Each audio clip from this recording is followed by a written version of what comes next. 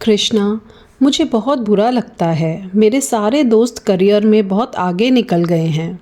बड़ी बड़ी कंपनियों में काम कर रहे हैं, पैसा कमा रहे हैं। मुझे लगता है कि मैं उनसे पीछे रह गई हूँ।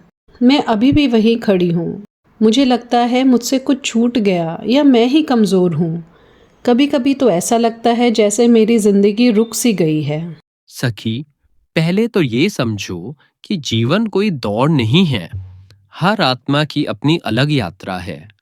अगर तुम दूसरों से तुलना करोगी तो मन हमेशा दुखी रहेगा। लेकिन जब तुम अपनी कल की स्थिति से तुलना करोगी तो देखोगी कि तुम धीरे धीरे आगे ही बढ़ रही हो। और क्या सफलता सिर्फ मंजिल तक जल्दी पहुंचने का नाम है, या फिर वह लाइफ की जर्नी है जो हमें अंदर से मजबूत, शांत और परिपक्व बनाती है।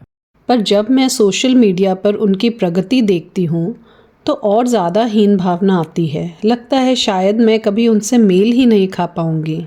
दुनिया में हर फूल अपने समय पर खिलता है। गुलाब जल्दी खिलता है, कमल देर से खिलता है, लेकिन दोनों अपनी खूबसूरती में अद्वितीय हैं। वैसे ही तुम्हारा समय भी आएगा। देर से आने का मतलब असफल होना नहीं है, बल्कि सही समय पर खिलना है। याद रखो, भगवान कभी देर नहीं करते, वो सही समय पर काम करते हैं। अगर आज तुम परमात्मा से जुड़कर अपने भविष्य की तैयारी कर रही हो तो समझो कि तुम सबसे आगे हो, क्योंकि जीवन में जब हम गहराई से जीते हैं तब ऊंचाई अपने आप मिल जाती है। बाहरी तरक्की टेम्परेरी है, आज है कल नहीं। जो आज तुम्हें रुकावट लग रही है वही कल तुम्हारा सबसे बड़ा टर्निंग पॉइंट बनेगा। रुकने का मतलब हारना नहीं है, रुकने का मतलब है संभलना, समझना और फिर और मजबूती से आगे बढ़ना। असली तरक्की है मन की शक्ति, अपने आप को पहचानना और परमात्मा से निकटता। अगर ये मिल गया तो कोई तुम्हें पीछे नहीं छोड़ सकता।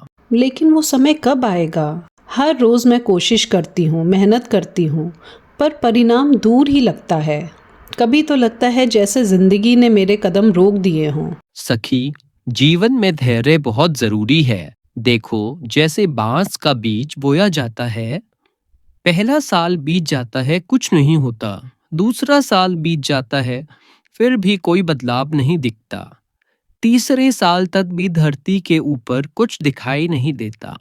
पर पांचवें साल अचानक वह बांस 80 से 90 फीट तक ऊंचा बढ़ जाता है। लोग हैरान हो जाते हैं कि ये इतना जल्दी कैसे बढ़ गया।